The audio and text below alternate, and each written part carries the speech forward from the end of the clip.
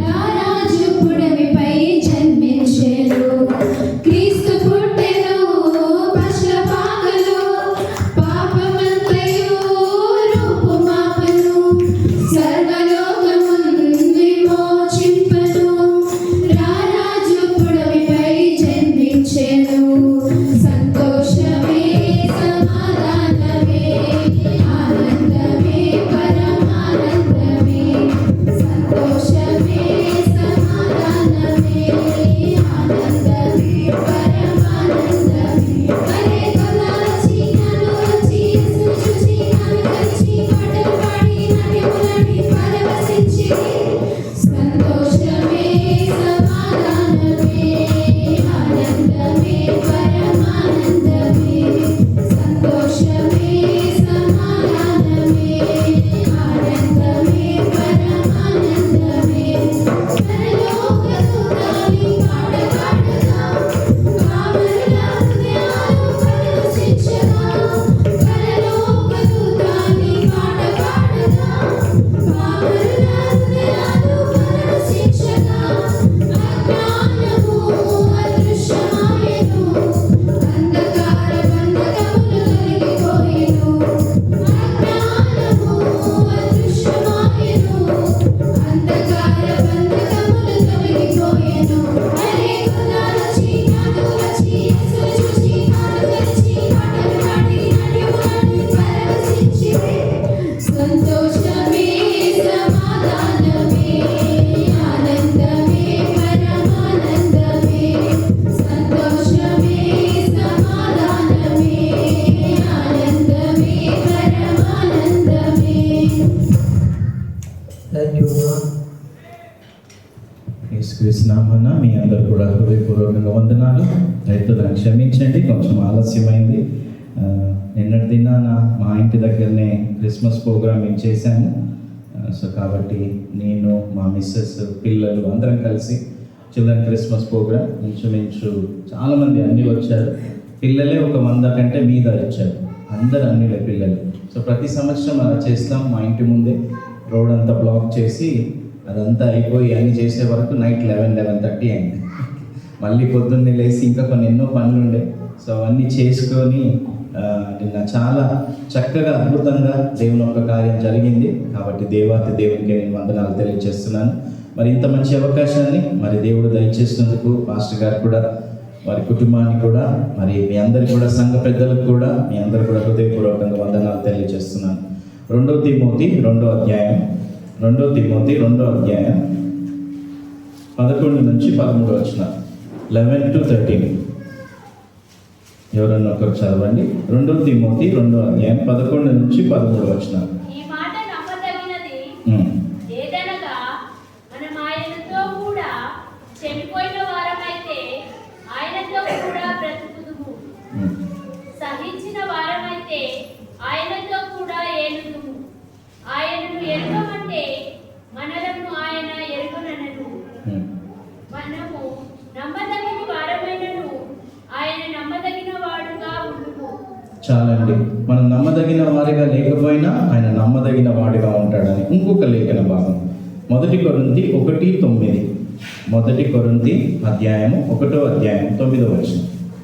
మన ప్రభువైన యేసుక్రీస్తు అను తన కుమారుని సహవాసమునకు మిమ్మల్ని పిలిచిన దేవుడు నమ్మదగినవాడు. మిమ్మల్ని పిలిచిన దేవుడు నమ్మదగినవాడు. నేను ఈ యొక్క లాస్ట్ 2 సండేస్ కూడా వేరే దగ్గర కూడా మాట్లాడినప్పుడు ఇదే అంశం గురించి మాట్లాడాను. ఏ అంశము అంటే మనం అందరం గుర్తుపెట్టుకోవాలి. నిజంగా ఈ క్రిస్మస్ సమయంలో ఉంటున్నాము, ఇయర్ ఎండింగ్లో ఉంటున్నాము. ఈ యొక్క ఇయర్ ఎండింగ్లో మనం ఉన్నాము కదా. సంవత్సరం అంతా దేవుడు నమ్మదగిన వాడిగా ఉన్నాడా లేడా? ఉన్నాడా? చాలామంది చెప్తలేరు. దేవుడైతే నమ్మకంగా ఉన్నాడు, కానీ మేమైతే నమ్మకంగా లేము కదా. దేవుడైతే నమ్మదగిన వాడిగా ఉన్నాడు. నమ్మకత్వం, దేవుని యొక్క నమ్మకత్వం గురించే పోయిన 2 ఆదివారాలు 2 ఆరాధనలో 2 సంఘాలలో నేను మాట్లాడాను కదండి. దేవుడు నమ్మదగిన వాడిగా ఉన్నాడు కాబట్టి ఈ దినాన మనం సజీవ లెక్కలో ఉన్నాం. అవునా? అందరు బ్రదర్స్ వింటున్నారా? మనం నిజంగా ఈ చాలా చాలా ఇయర్ ఎండింగ్, ఈ ఇయర్ చాలా ఫాస్ట్గా అయిపోయింది. ఎంతమందికి అనిపించిందంటే చాలా వేగంగా అయిపోయింది? అంటే మాకు అనిపించలేదని అంటారు. నేనైతే చాలా వేగంగా అయిపోయింది. మనం చాలా ఫాస్ట్గా కంప్లీట్ చేసుకున్నాం. మొన్ననే న్యూ ఇయర్ వచ్చింది, వెంటనే డిసెంబర్ వచ్చేసింది అన్నట్టుగా చాలా వేగంగా సంవత్సరం అయిపోతుంది. 24 అయిపోయింది, 25లో వచ్చేస్తున్నాం. ఒకసారి మనం ఆలోచించుకోవాలి, మనం చిన్న ప్రశ్నలు వేసుకోవాలి. ఇయర్ ఎండింగ్ వచ్చినప్పుడు క్రిస్మస్ ఉంది, నిజమే, ఇవన్నీ ఉన్నాయి, బాగానే ఉంది, కానీ మనం ఎలా ఈ యొక్క సంవత్సరం అంతా దేవునిలో ఎదిగామా, ఎంత దేవునికి దగ్గర అయినామా, ఇలాంటి ప్రశ్నలు వేసుకొని మనల్ని మనం పరీక్షించుకొని, బహుశా మీరు బల్ల కూడా తీసుకుంటున్నారేమో కదా. సో కాబట్టి మనం ప్రశ్నించుకోవడం మంచిదా కాదా? మంచిది. సో దేవుని యొక్క నమ్మకత్వం గురించి కొన్ని విషయాలు చెప్తాను, నేను క్లుప్తంగా చెప్పి నేను ముగిస్తాను. దేవుడు నమ్మదగిన వాడు కాబట్టి ఆయన చేసిన వాగ్దానాలు, నిబంధనలు, ప్రవచనాలు అన్నీ కూడా కదా ఆయన నమ్మకత్వం మీద ఆధారపడి ఉన్నాయి. ఇప్పుడు ఈవెన్ ఈ క్రిస్మస్ సమయంలో మనం ఉంటున్నాం కదా, 700 సంవత్సరాల క్రితమే యెషయా ప్రవచించాడు, కన్యక గర్భము కదా ధరించి కుమారుని కంటున్నాడు. ఎంత గ్రేట్ కదా. అసలు బైబిల్ ఎంత సజీవమైన గొప్ప పుస్తకం అంటే ఒక వ్యక్తి పుట్టక ముందే చెప్పబడ్డది ఆ సత్యం. ఒక్కైనా కాదు, చాలా మంది చెప్పారు. మీకా కూడా ప్రవచించాడు, ఓకే, ఇర్మియా కూడా ప్రవచించాడు. ఎక్కడ పుడతాడు, ఎట్లా పుడతాడు, ఏ స్థలంలో పుడతాడు, ఏం జరుగుతాయి, అనేకమైన ప్రవచనాలు. మరి దేవుడు నమ్మదగిన వాడా కాడా? మనం కొంచెం మంది అంటాం, ఈ పలాని టైంకి వస్తాను, నేనే అన్నాను కదా, ఈ టైంకి వస్తాను అని అనుకున్నాం, కానీ ఈ టైంకి మనము రాలేము. కొన్నిసార్లు ఫెయిల్ అవుతాం, కొన్నిసార్లు పరిస్థితులు చాలా కష్టంగా ఉంటాయి కదా. ఇక్కడ ఇందాకనే చదువుకున్నాం 2 తిమోతిలో, మనం నమ్మదగిన వారం కాకపోయినా ఆయన ఎప్పుడు కూడా ఏంటండి నమ్మదగిన వాడిగానే ఉంటాడు. చూసారా, ఈ దేవుని యొక్క నమ్మకత్వం మీదనే అన్ని దేవుని యొక్క గుణగణాలు ఆధారపడి ఉన్నాయి. దేవుడు నమ్మకమైన వాడు కాబట్టి నేను ప్రేమిస్తున్నాడు, దేవుడు నమ్మకమైన వాడు కాబట్టి నేను క్షమిస్తున్నాడు, దేవుడు నమ్మకమైన వాడు కాబట్టి తన ఉగ్రతని మన మీద ఆపుతున్నాడు, దేవుడు తన కృపని చూపిస్తున్నాడు, తన ప్రేమను చూపిస్తున్నాడు, అన్నీ చూపిస్తున్నాడు. ఎందుకు? దేవుడు నమ్మదగిన వాడు కాబట్టి. ఒక్కసారి మీరు ఆలోచించండి, దేవుడు నమ్మదగిన వాడు కాకపోతే, ఒకవేళ దేవుడు తన ప్రేమని, కృపని ఎంత గొప్పగా చూపిస్తున్నాడంటే, మనం తప్పు చేసిన వెంటనే ఒక శిక్ష వచ్చింది అనుకోండి, ఎట్లా ఉంటుంది? చాలా కష్టంగా ఉంటుంది. మనం ఎవరి మీద సజీవ లెక్కలో ఉండేవారం కాదు కదా. దేవుడు ఒకవేళ మనం అనుకుందాం, దేవుడు ఒక్కొక్కసారి శిక్షించినప్పుడు ఒక్కొక్క వేలు తీసేస్తే ఏమైపోతాయి? అప్పుడు అందరం ఏం చేస్తాం తెలుసా? అందరం చర్చకొచ్చి ఒక్కొక్కరు వేలు చూసుకుంటాం. దేవుడు నీకెన్ని వేలు తీసేసినాడు, నాకెన్ని వేలు తీసేసినాడు, అంతేనా? కానీ దేవుడు ఏం అలా శిక్షించడం లేదు. ఎందుకు తెలుసా? దేవుడు ప్రేమ కలిగిన వాడు, ఆయన దీర్ఘశాంతం కలిగిన వాడు, ఆయన నమ్మకత్వాన్ని చూపిస్తున్నాడు. నమ్మకత్వాన్ని చూపించి, ప్రేమను చూపించి దేవుడు ఏం చేస్తున్నాడు తెలుసా? మారమని చెప్తున్నాడు. బలవంతం చేయడం కంటే ప్రేమ చూపిస్తే చాలా మంది జీవితాలు ప్రభావితం చేయబడతాయి. ఈ క్రిస్మస్ సమయంలో మీరు గమనించినట్లయితే ఒక పెద్ద సర్వే కండక్ట్ చేశారంట బయట దేశంలో. అందరికంటే ఎక్కువగా మనుషులని, చరిత్రని ప్రభావితం చేసింది ఎవరు? ఈ 2000 సంవత్సరాలు కూడా. ఈ 2000 సంవత్సరాలు కూడా మనుషులని ప్రభావితం చేసిన వ్యక్తి ఎవరు అని అంటే, అవన్నీ లెక్కేస్తే దాంట్లో అందరికంటే మొట్టమొదటిగా నిలబడ్డది యేసు ప్రభువే. ఎలా? తన ప్రేమ ద్వారా. దేవుడు లోకమును ఎంతో ప్రేమించాడు, అంటే మనల్ని దేవుడు ఎంతో ప్రేమిస్తున్నాడు. మనమేమో వస్తువులని కదా, ఈ యొక్క నిర్జీవమైన వాటిని కదా, ఈ బిల్డింగ్లని, కార్లని, వేరే వేరే వాటిని, డబ్బుని ప్రేమిస్తున్నాము కదా. అంతేనా కాదు? లోకంలో ఎంత డబ్బు ఉంటే, ఎంత ఉంటే అంత గొప్ప అని అనుకుంటున్నారు. కాదండి, దేవుల్లో మనం ఎంత ఆత్మీయంగా ఎదుగుతున్నామా అనేదే చాలా ప్రాముఖ్యమైనది. నేను నిజంగా చెప్తున్నాను మీ అందరికీ కూడా, మీరు ఎంత ఆత్మీయంగా, మీరు తల్లిదండ్రులుగా, కుటుంబంగా మీరు ఎదుగుతారో, మీ పిల్లలు అంత చక్కగా దేవుని దీవెనలు పొందుకుంటారు. మీరు ఆత్మీయంగా ఎదగకపోతే మీ పిల్లలు కూడా ఆత్మీయంగా ఎదగాలని మీరు ఎక్స్పెక్ట్ చేయరు. చాలా చాలా చెడ్డ లోకంలో, తరంలో మనం ఉంటున్నాం. పిల్లలు ఎంత అడిక్ట్ అయిపోతున్నారంటే, కొంచెం మందికి చిన్నగా ఉన్నప్పటి నుంచే సెల్ ఫోన్ అలవాటు అయిపోయి, గేమ్స్ అలవాటు అయిపోయి ఒకలాంటి రోగం వస్తుందంట కదా, పిచ్చోళ్ళు అయిపోతున్నారు. చాలా చాలా చాలా కష్టమైన పరిస్థితులలో ఉన్నాం. సాతానుడు చాలా ప్రభావితం చేస్తున్నాడు పిల్లల్ని, ఎస్పెషల్లీ యంగ్ చిల్డ్రన్ కదండి, చిన్నవారిని. మనం చాలా జాగ్రత్తగా ఉండాలి. ఈ యొక్క సృష్టి అంతా కూడా, అన్ని కూడా, జీవరాశులు అన్నీ కూడా ఎవరి మీద ఆధారపడి ఉన్నాయి తెలుసా? దేవుని మీద, దేవుని యొక్క నమ్మకత్వం మీద. ఆ విషయాన్ని మనం గుర్తుపెట్టుకోవాలి. అవును, ఈ జీవరాశులన్నింటినీ మనం పోషిస్తున్నాము? అవునండి, లేదు కదా. ఈ చెట్లు ఉన్నాయి, ఈ చెట్లకు నేను వాటర్ పోస్తున్నాను. మనకైతే నీళ్ళు వస్తుంది, ఎండాకాలంలో వాటి విలువ తెలుస్తుంది మనకి, కానీ మనం నీళ్ళు పోస్తున్నామా వాటికి? నో. నేనే సరిగా చేసుకోలేకపోతున్నాను సార్. ఈ చెట్లు ఏం చేసుకుంటాను, లేకపోతే ఇవన్నీ ఎట్లా కష్టం కదా. ఓకే, ఇవన్నీ చాలా ఇబ్బంది కదా అన్నట్టుగా అనిపిస్తుంది. ఓకే, సో కాబట్టి మీరు ఒక్కసారి గమనించాలి, అన్ని దేవుని యొక్క నమ్మకత్వం మీద ఆధారపడి ఉన్నాయి, అన్ని గుణగణాలు ఆయన నమ్మకత్వం మీద ఆధారపడి ఉన్నాయి. విశ్వాసులంగా దేవుని యొక్క నమ్మకత్వం మీద మనం ఆధారపడితే దాని ఒక పునాదిగా మనం వేసుకుంటే చాలా మంచిది. ఏది పునాదిగా ఉండాలి? దేవుని యొక్క నమ్మకత్వం. దేవుని యొక్క నమ్మకత్వం. అసలు దేవుని యొక్క నమ్మకత్వం అని అంటే యాక్చువల్గా మీరు గమనించాల్సింది ఏంటంటే ఆయన మీద ఆధారపడవచ్చు, ఆయన నమ్మొచ్చు. నిజంగా ఆయన నమ్మదగిన వాడు, ఆయన ఎన్నడూ కూడా వెలుతీయడు. ఇంకోటి ఏంటి తెలుసా, ఈ నమ్మకత్వం అంతట్లో దేవుడు ఎప్పుడు కూడా మార్పు చెందడు.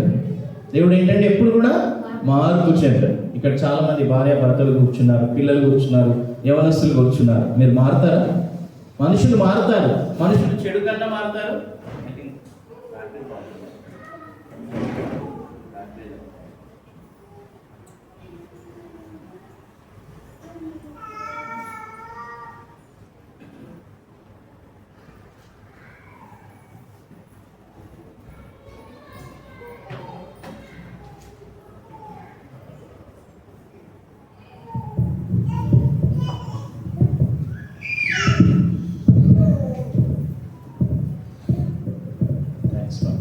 సో కాబట్టి ఇందాక నేను చెప్పినట్టుగా దేవుడు ఎన్నడూ మార్పు చెందడు. మనం మనుషులంగా మార్పు చెందుతామా? చెందుతాం. మీరందరూ మీరు పెళ్లి చేసుకున్న ఫోటోలు చూడండి, చాలా మంది అప్పుడు ఎట్లున్నారు, ఇప్పుడు ఎట్లున్నారు కదా, అప్పుడు ఎట్లున్నారు, ఇప్పుడు ఎట్లున్నారు. మా పిల్లలు కూడా కొన్ని ఈ క్రిస్మస్ టైంలో అన్ని చదివి కొన్ని ఫొటోస్ తీస్తే అన్ని చూస్తున్నారు. వాళ్ళు చిన్నగా ఉన్నప్పుడు ఎట్లున్నారు, ఇప్పుడు ఎంత పొడుగు అయిపోయినారు, తాడు చెట్లాగా అయిపోయినారు, ఎంత చిన్నగా ఉండే ఎంత పెద్దగా అయిపోయినారు. సో మనం అన్ని రకాలుగా మారుతాము, కానీ దేవుడు ఒక్కడే ఎన్నడూ కూడా మారడు. చూసారా ఎంత గొప్ప దేవుడిని మనం కలిగి ఉన్నాం. మనం పాపం చేసినా దేవుడు అట్లనే ప్రేమిస్తాడు, పాపం చేయకపోయినా కూడా దేవుడు అట్లనే ప్రేమిస్తాడు. ఎంత గ్రేట్ కదా దేవుడు. మనం ఇంత దేవుడిని పెట్టుకొని, మనం ఇంత గొప్ప దేవుడిని కలిగి ఉండి మనం నమ్మకంగా లేము, దేవునికి నమ్మకంగా లేము. దేవుడు అంట ఒక్కసారి కూడా దేవుడు అపనమ్మకంగా ఉండలేడు. ఒక్కసారి కూడా ఆయన అపనమ్మకంగా ఉంటే ఆయన దేవుడు కాకుండా ఉంటాడు. తెలుసా అండి, ఎంత నమ్మదగిన వాడిని దేవుణ్ణి మనం కలిగి ఉన్నాం. ఒక్కసారి కూడా ఆయన నమ్మదగిన అన్నాడు కదా, అంటే తను ఎప్పుడు నమ్మదగిన వాడిగానే ఉంటాడు. కీర్తనలు 89 8వ వచనం చూడండి. కీర్తనలు 89 8వ వచనం.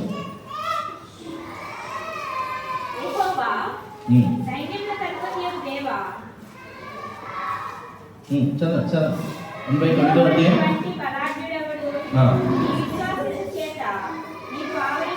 నీ విశ్వాసత చేత ఆవరించబడ్డావు. ఇంగ్లీష్లో ఏముందంటే యువర్ ఫెయిత్ఫుల్నెస్ కదా, అంటే యువర్ ఫెయిత్ఫుల్నెస్ సరౌండ్స్ యూ అని ఉన్నది ఇంగ్లీష్లో. విశ్వాసము చేత నువ్వు వేయబడ్డావు, ఆవరించబడ్డావు. పోయిన వారం ఇంకో సంఘంలో చెప్పినప్పుడు నేను అన్నాను, ఏమన్నా తెలుసా, వైఫై సరౌండ్స్ యూ అని అన్నా. మనం ఎంత ఎప్పుడు చూసినా ఏం చేస్తున్నాము, వైఫైలోనే ఉంటున్నాము. చూడండి ఎంతమంది, అసలు నాకైతే నేను నమ్మలేకపోతున్నాను. ఈ దినాలలో ఎక్కువగా, ఈ సంవత్సరాలలో లేకపోతే ఈ దినాలంతట్లో కూడా ఎక్కువగా పాపం చేసే దేంతోని, కన్నుతోని నోరుతోని ఎక్కువ చేస్తారు. మీరు బాగా గమనించారు ఎంత స్క్రీన్ టైం కదా, ఎంతసేపు స్పెండ్ చేస్తున్నారు. అసలు ఎన్ని సృష్టించినాడు, ఈ టిక్టాక్ వీడియోస్ అని అవన్నీ ఇవన్నీ ఎన్నెన్నో ఉన్నాయి కదా. చాలా చాలా చెడు దినాలలో మనం ఉంటున్నాం.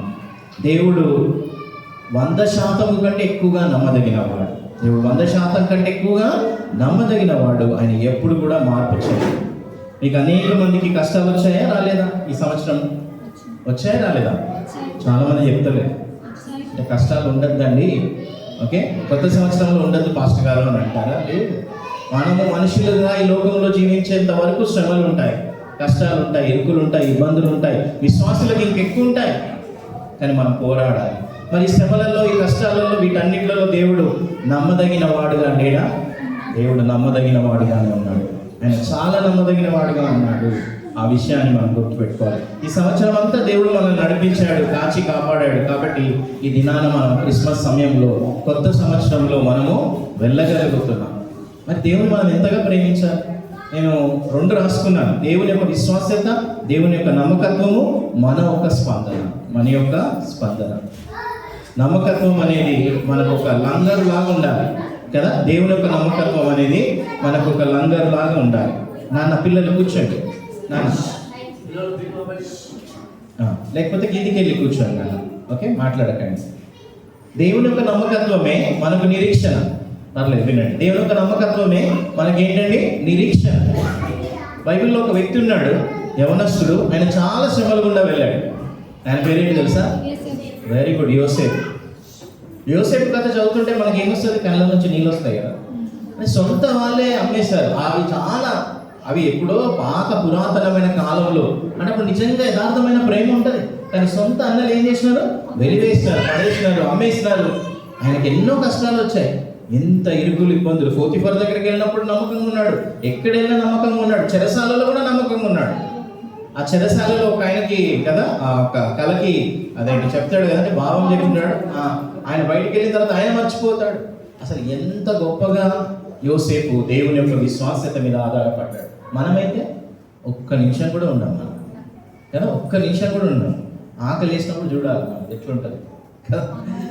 మనం ఎంత ఓపిక కలిగి ఉన్నాము, మనం ఎంత ఓపికగా ఉన్నాము అనేది కదా బయటికి వెళ్ళినప్పుడు, ఇంకా వేరే వేరే వాటిలలో బయట కదా కనిపిస్తుంది. మన విశ్వాసత అనేది కనిపిస్తుంది.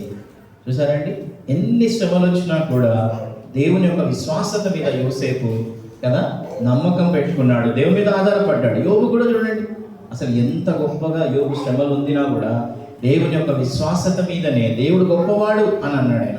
ఏ నోటితో కూడా ఒక్క పాపం చేయలేదు ఆయన. మనమైతే అడిగామనుకోండి, వారం రోజుల్లో జవాబు రాకపోతే దేవుడి నుంచి ఏమో దేవుడు ప్రార్థన వింటున్నాడేమో.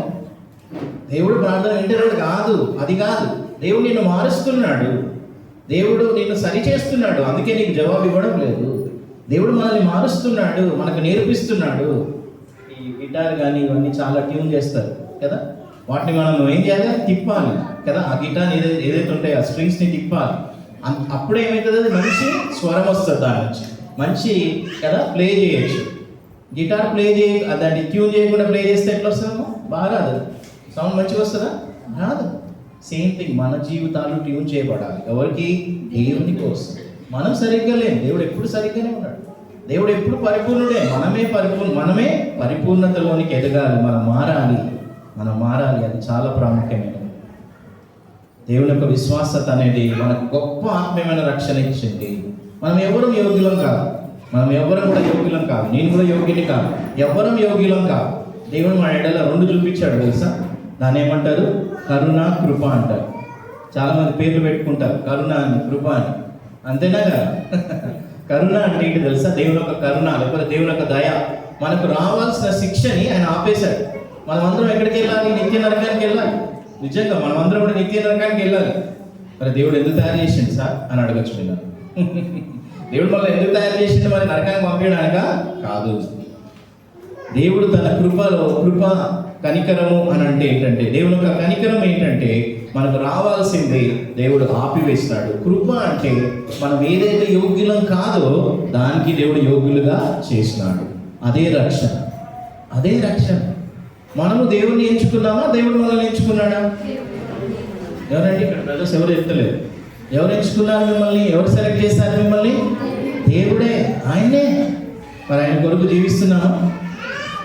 ఒక 2 గంటలు జీవిస్తాను సార్, మళ్ళీ వెళ్ళిపోయిన తర్వాత నా జీవితం నాదే అంటారు. ఏమో మరి, కొన్నిసార్లు కొంచెం మందికి ఎంత చెప్పినా మారారేమో అనిపిస్తుంది నాకు. కొన్నిసార్లు నేను ఈ మధ్యలో బాగా గమనిస్తున్నాను. ఏమో మరి ఒకవేళ మన జీవితాలు అలా ఉంటే మనం చాలా బాధాకరమైన పరిస్థితుల్లో ఉంటున్నాం.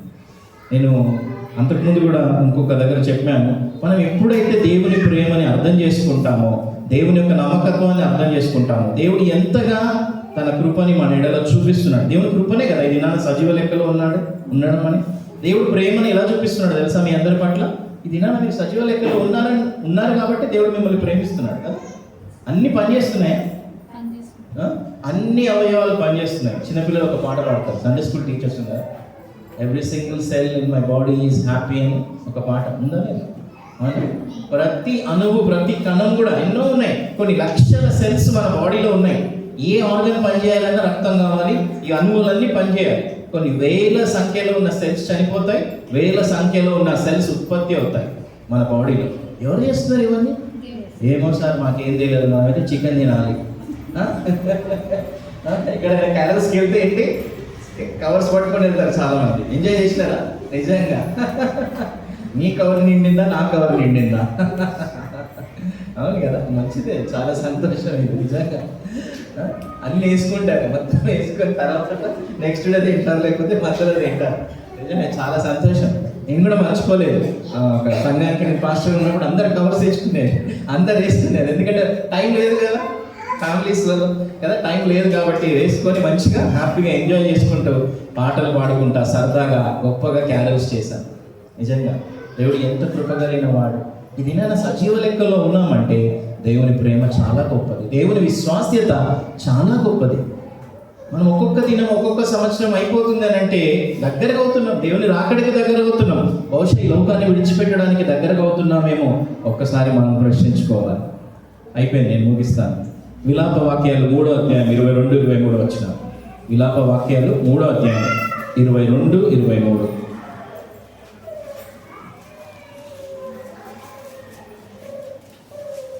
ఉత్సవ దినమున జనులు వచ్చినట్లుగా నలుదిశల నుండి నీవు నా మీదికి 3వ అధ్యాయం 22-23 ఈ విలాప వాక్యాలు. యెహోవా కృపగలవాడు.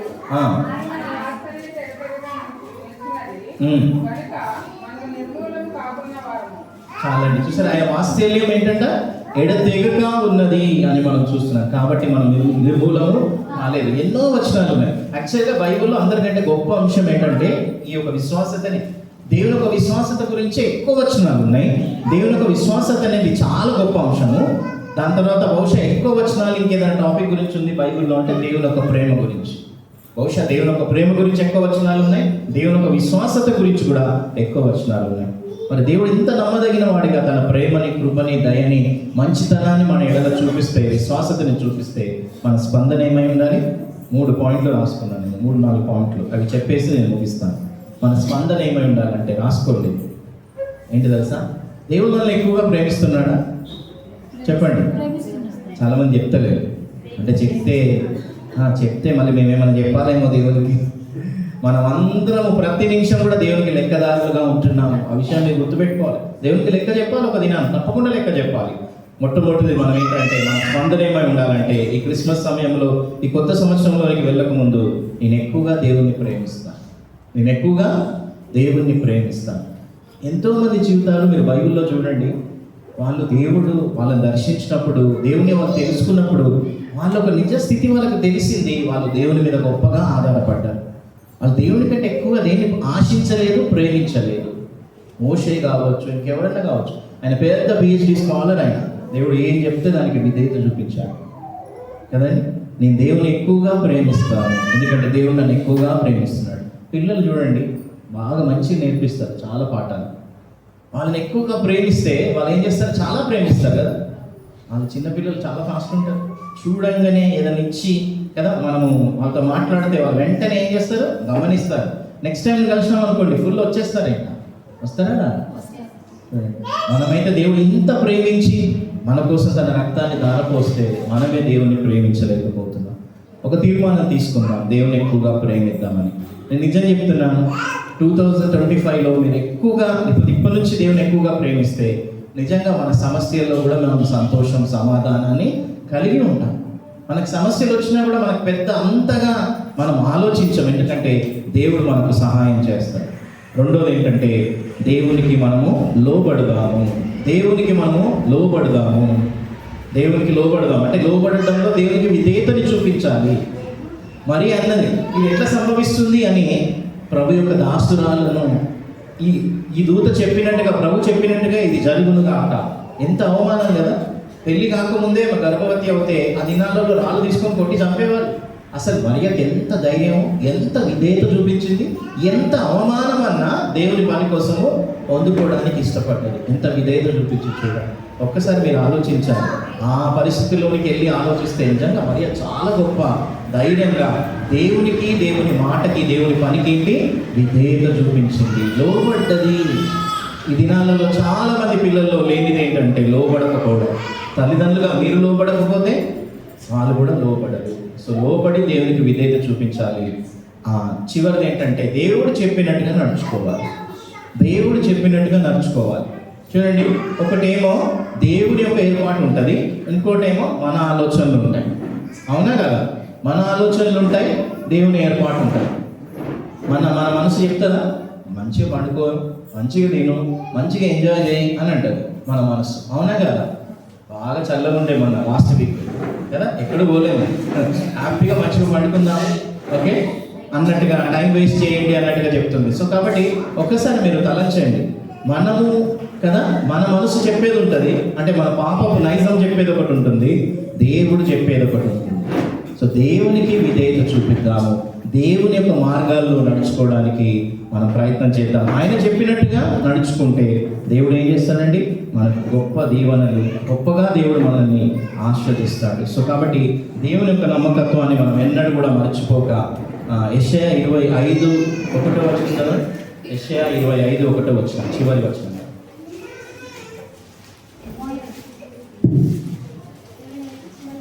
యెషయా 25:1 యెహోవా, నీవే నా దేవుడవు. నేను నిన్ను హెచ్చించెదను, నీ నామమును స్తుతించెదను.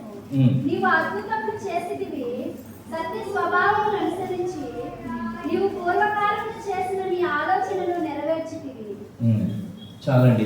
ఇక్కడ మనం చూసినట్లయితే అంటే దేవుడు ఏదైతే చేశాడో, దేవుడు నమ్మకమైన వాడుగా ఉన్నాడు అని మనం చూస్తున్నాం. నువ్వు నమ్మదగిన వాడు, నువ్వు తప్పకుండా చేస్తావు, నువ్వు ఆశ్చర్యమైన కార్యాలు చేస్తావు. కాబట్టి దేవా, నేను నిన్ను స్తుతిస్తాను, నేను నిన్ను ఆరాధిస్తాను. దేవుని కొరకు మన నమ్మకమైన వారిగా ఉండి, అంటే ఆయన నమ్మకత్వాన్ని బట్టి దేవుడు మన నుంచి ఆశించేది ఏంటంటే మనం ఆయనకి నమ్మకంగా ఉండాలి అని దేవుడు ఆశిస్తున్నాడు. ప్రార్థన చేసుకున్నాం. పరిశుద్ధ దేవా, పరలోకపున్న మా తండ్రి, కొద్ది నిమిషాలు మీ వాక్యం ద్వారా మాతో మాట్లాడినందుకునైనా మీకు వందనాలు. నిజమే దేవా, నువ్వు ఎంతో ఎంతో గొప్పగా మమ్మల్ని